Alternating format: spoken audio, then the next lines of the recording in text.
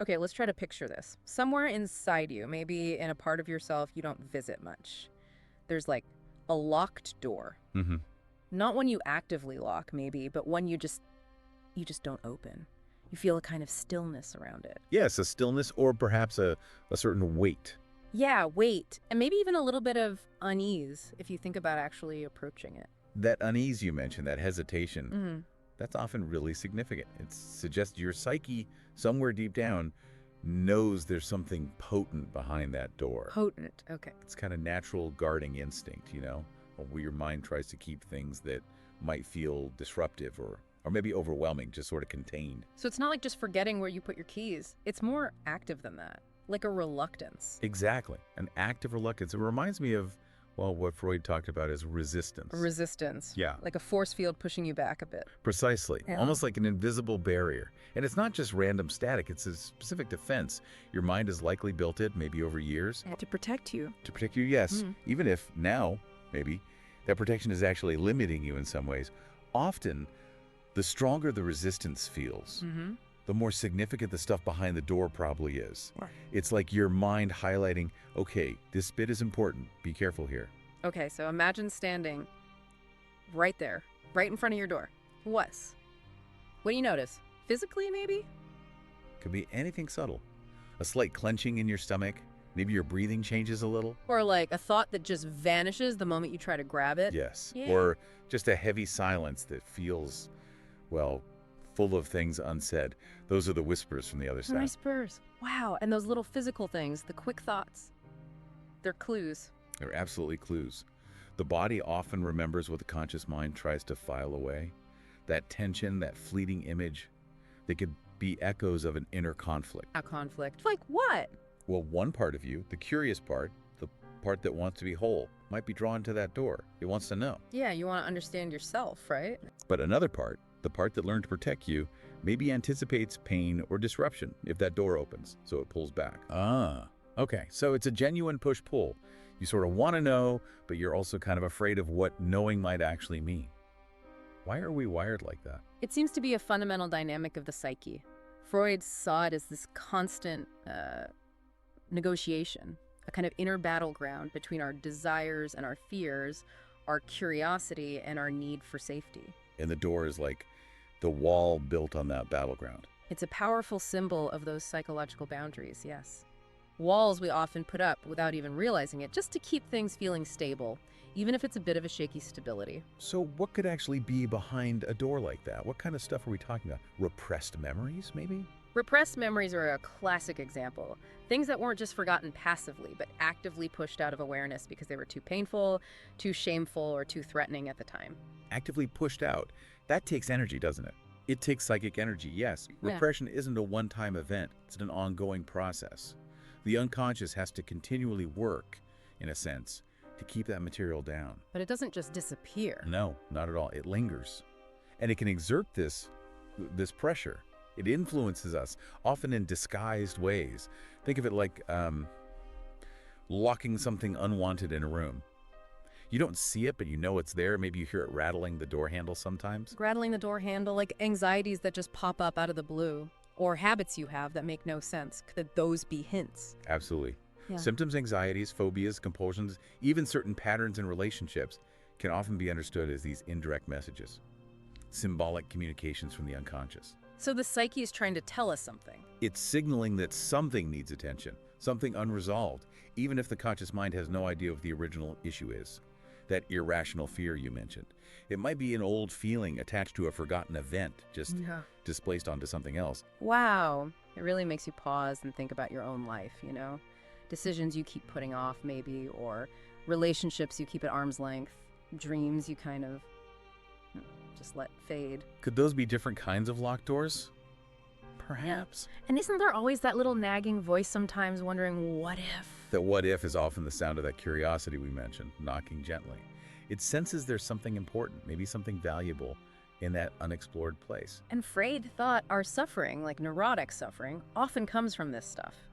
From the unresolved conflicts behind the doors. He strongly believed that, yes. Yeah. That confronting these buried truths, however difficult, was often essential for genuine psychological healing and growth. for reclaiming parts of ourselves. But it's scary. Opening that door feels risky. What if you find something awful? What if it messes up your life, your sense of who you are? There's definitely a vulnerability there. It's undeniable. Opening the door can mean facing uncomfortable truths. It can challenge your self-image, maybe force you to see parts of yourself you'd rather ignore: your anger, your envy, your deep fears. Yeah, the stuff we don't like to admit to. Exactly. But the paradox is, transformation often requires navigating that risk. It's often only by facing the unknown within ourselves, the disowned parts, that we can become more whole. You have to go into the shadow to find the light that's hidden there. Freud famously said dream interpretation was the royal road to the unconscious. Is tackling this resistance, these locked doors, is that another kind of road? I think that's a very apt comparison. Resistance isn't just a barrier, it's also a guide. It shows you exactly where the sensitive spots are, where the important work needs to be done. So by looking at the resistance itself, By understanding why you resist, what you're protecting, you get clues. You start to learn the language of this inner guardian. And that understanding can eventually give you the key to unlock what it's guarding. so maybe the door isn't an enemy. Maybe it's more like a guardian, holding something important. Precisely. And every act of resistance, every time you shy away, I don't want to think about that, contains a tiny seed of insight. It hints at what you're protecting and maybe why it felt so necessary to protect it in the first place. Okay, so we're talking about heading into the less lit parts of ourselves, the shadowy corners where maybe fears or desires we don't acknowledge live. That's the terrain, yes. And maybe the very first step is simply to feel the presence of your own locked door. Just acknowledge it's there. Notice the mystery around it, the challenge it presents, that feeling itself. That's the beginning of understanding. Okay, so let's dig into that a bit more.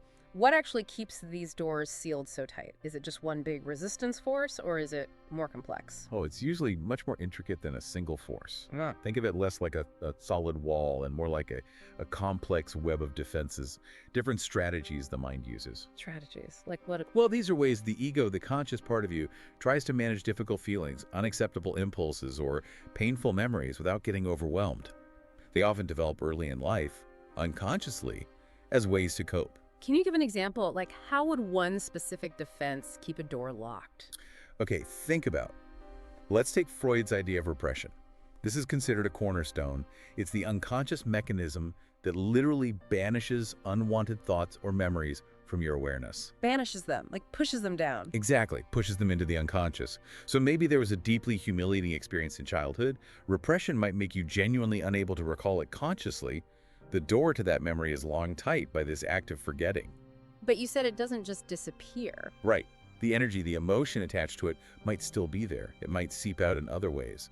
Perhaps as a vague sense of shame you can't explain, or maybe an intense aversion to situations that vaguely resemble the original one. Ah, okay, like that anecdote. Wasn't there one about a man who couldn't walk down a certain street? Yes, that illustrates it well. He feels intense anxiety near this specific street, maybe rationalizes it, oh, it's too crowded, or I just don't like that area, but the avoidance is rigid, almost phobic.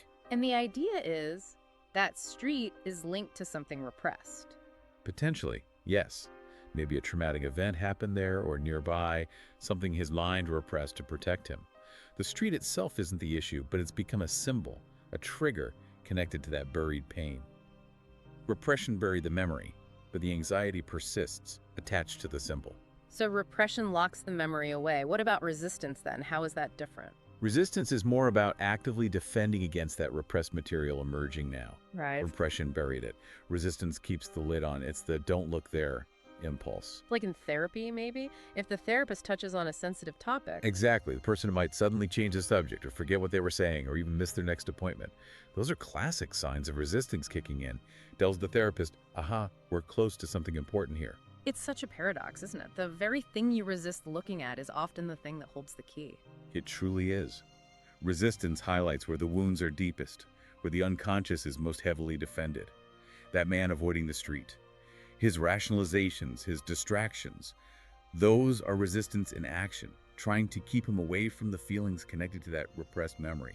You mentioned other defenses too, besides repression and this kind of active avoidance. Oh, there are many. Projection, for instance, seeing your own unacceptable feelings or thoughts in someone else. Or denial, refusing to accept reality because it's too painful. Displacement, shifting feelings from their original target onto a safer one, like being angry at your boss but yelling at your kids instead. It's like a whole toolkit the mind uses to keep things manageable. A toolkit for managing internal conflict, yes, especially conflicts rooted in childhood. How do childhood experiences play such a big role in shaping these resistances? Well, think about it. As children, we have all these powerful feelings and drives. Freud called the life energy behind them libido.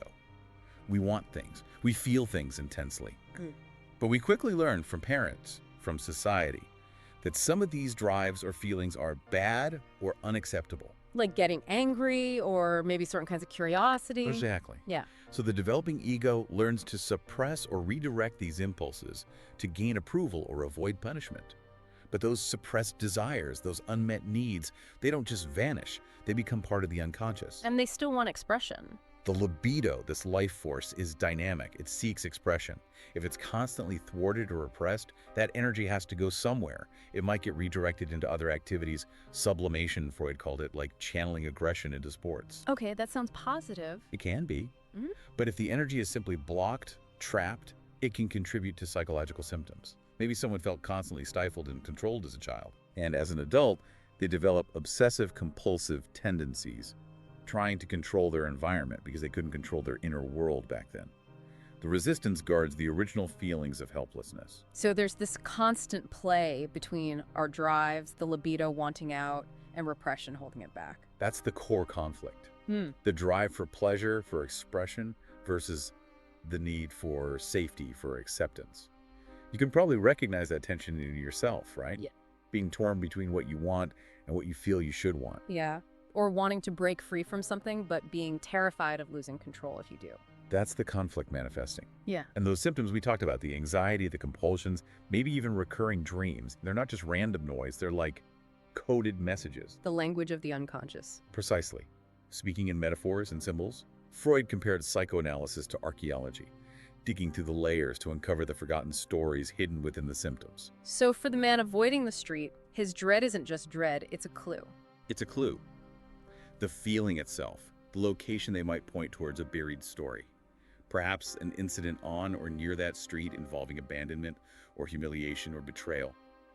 The street acts as the trigger, bringing the old, unresolved feeling back to the surface, even if the memory is still locked away. It sounds like a difficult journey trying to decipher all this. The mind is actively trying not to let you see. It is challenging. The unconscious guards its secrets well, using all those defenses: denial, projection, rationalization. Even the desire to understand can be met with resistance. Why resist understanding? Because understanding might lead to change. And change can feel threatening, even if the current situation is painful. It might upset a long-established, albeit uncomfortable balance. There's a fear of the unknown, of what life might look like if these defenses were lowered. But there's also hope in this, right? The hope of insight. Absolutely. Insight is that moment when the unconscious becomes conscious.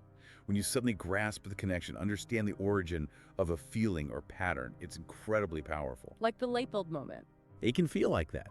A moment of clarity. It doesn't magically erase the past, but it changes your relationship to it. It brings understanding, and with understanding comes the possibility of choice, of agency. Does it require patience? It doesn't sound like a quick fix. Patience, courage, and a willingness to sit with discomfort are key. Insight isn't usually a one-off event, but a process. But each glimpse behind the door, each piece of understanding, helps you reclaim a bit more of yourself. So resistance isn't just a wall, it's actually pointing the way. It's a guide. Those locked doors, those forbidden streets, those recurring dreams, they aren't just problems, they're invitations. Invitations to explore, to understand, and ultimately, to heal. And this whole inner world, the unconscious, it's not static. Not at all. It's dynamic, constantly interacting with our conscious experience, shaping how we see the world and ourselves.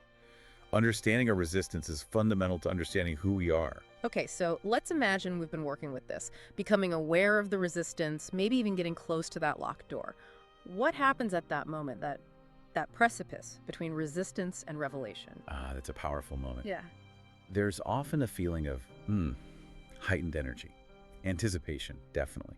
Maybe a bit of fear still, but also a sense that something significant is about to shift. Like you're right on the edge. Exactly. Yeah. It feels like a threshold, a portal almost, leading to a truth that's been buried but is now ready somehow to be reclaimed. And if you metaphorically turn the handle, what's inside? Is it chaos? Sometimes it feels overwhelming initially, but often what you find isn't just chaos. Imagine opening the door and finding not a monster, but maybe a room. And in that room, there's a mirror. A mirror. Reflecting parts of you you haven't seen clearly before. Hidden memories, yes, but also buried emotions, unacknowledged desires, maybe even forgotten strengths. It's a confrontation with a fuller picture of yourself. So that's insight, that moment of seeing. That's the essence of it. That sudden clarity when the unconscious reveals something vital. Freud spoke of these vital flashes. They don't always come through logic. They might arrive as symbols, metaphors, powerful feelings, gut sensations. Like the mirror image isn't literal, but it shows you something true about yourself. Precisely. It represents self-confrontation, maybe the possibility of integrating parts of yourself you'd split off. Let's go back to the man avoiding the street. What would insight look like for him? Well, imagine one day, perhaps driven by something he doesn't quite understand, he finds himself walking towards that street instead of away. Okay. And as he gets closer, maybe a fragment of memory surfaces. Not the trauma itself initially, but perhaps playing in a nearby park as a child. A flicker of joy, even. Uh-huh. And then suddenly, another layer. He remembers his father finding him there, remembers to be harshly scolded for getting dirty, maybe feeling deeply humiliated, ashamed, unseen. So the street wasn't about a specific event on the street, but the feelings connected to that park, that interaction. Exactly. The street became the container for all that unresolved pain, the feeling of conditional love, maybe, or the sense that safety was precarious. It held the dread associated with that shame. And in that moment of remembering, truly feeling it, what happens to the street's power over him? It shifts. The recognition, the conscious connection between the past feeling and the present avoidance begins to dissolve the street's symbolic charge. It doesn't erase the memory, but it contextualizes the feeling. So he might be able to walk down it without that crippling anxiety. Over time, yes, because the past has been acknowledged. Freud believes strongly that bringing repressed material into conscious awareness diminishes its unconscious power. It's like naming the shadow makes it less terrifying. So the street changes from a place of dread to what? To just a street, maybe eventually, even a pathway toward healing. A place that holds both the memory of childhood joy and the memory of that painful interaction. He can integrate both. That sounds liberating. But insight isn't always about past trauma, is it? It could be about other things we've locked away. Absolutely. Insight can be challenging in other ways, too. You might confront aspects of yourself you don't admire, perhaps a deep-seated envy you weren't aware of, or ruthless ambition, or profound fear of failure that's been secretly driving your choices. Oof. Seeing that in the mirror wouldn't be easy. No, it wouldn't. But acknowledging these less flattering parts, while difficult, is also incredibly liberating. It's often the first step towards wholeness, towards accepting your own complexity, your contradictions, your imperfections. Freud used an analogy, didn't he, about analysis being like untangling a knot. Yes, a tangled knot of threads. Each thread might represent a different strand of experience, an emotion, a relationship, a desire. Insight is like gently pulling on one thread, seeing where it leads, how it connects to others. It takes patience to untangle the whole thing and see the patterns clearly. And dreams play a role here too, right? As guides. Dreams are fascinating guides. They often speak in that symbolic language of the unconscious. A recurring dream, say, of being trapped in a cage, might, upon reflection, connect to a feeling of being stuck in a life situation. Or perhaps it symbolizes suppressed passions, a longing for freedom you haven't consciously acknowledged. So figuring out the dream's message is part of insight. Connecting the dream symbols to your waking life, your feelings, your conflicts, that's the heart of psychoanalytic dream work. Deciphering the unique language your unconscious uses. So again, it comes back to these things, the locked doors, the forbidden streets, the recurring dreams. They're not just annoyances. They're invitations. Resistance is the teacher pointing to where attention is needed. The insight is the potential reward for accepting the invitation. But insight is just the beginning, you said. It's not the end of the work. Exactly. Insight needs to be integrated, translated into action, however small. Knowing why you fear intimacy is one thing. Taking steps to build trust in a relationship is another. So what kind of actions might follow insight? It depends entirely on the insight. It might mean revisiting difficult relationships with new understanding, allowing yourself to feel and express emotions you previously suppressed, setting healthier boundaries, or perhaps nurturing parts of yourself, your creativity or ambition that you had locked away. So if someone listening has had a little flash of insight, even just during this conversation about their own locked door, Then the next step might be to gently explore what that means in their life. What small step could they take based on that new awareness? Maybe journaling about it, talking to a trusted friend, or simply allowing themselves to feel the feelings associated with it without immediately pushing them away. it's a process. Okay, so let's maybe pause and reflect for a moment. Thinking about all these layers, the doors, the resistance, the potential insights, it feels like a vast inner landscape. It truly is. The unconscious is immensely complex. We only ever grasp parts of it.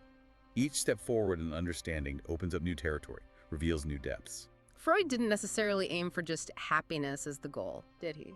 His famous phrase was something like, "The goal is to transform neurotic misery into common unhappiness, but also to enhance the capacity to love and to work." Meaning, to engage fully with life, with relationships, with purpose, even with its inherent difficulties. So maybe progress isn't about eliminating resistance entirely, because it sounds like it's always going to be there in some form. I think that's right. Resistance is part of being human, a testament to the mind's incredible, often ingenious, protective mechanisms. The goal isn't to bulldoze it, but perhaps to learn to dance with it, to recognize it, understand its message, and make conscious choices despite it. To live alongside it with more curiosity and compassion. Exactly. Curiosity about what it's trying to tell you, and compassion for the part of you that felt it needed that protection in the first place. Resistance doesn't have to define you or limit you indefinitely. We can choose to engage with it. You can choose to listen to its whispers, follow its clues, and trust that there's potential for growth and understanding beyond every locked door. So, as we wrap up this deep dive, the core idea is really the significance of that locked door metaphor representing the unconscious stuff, and how our resistance, our avoidance, is actually key.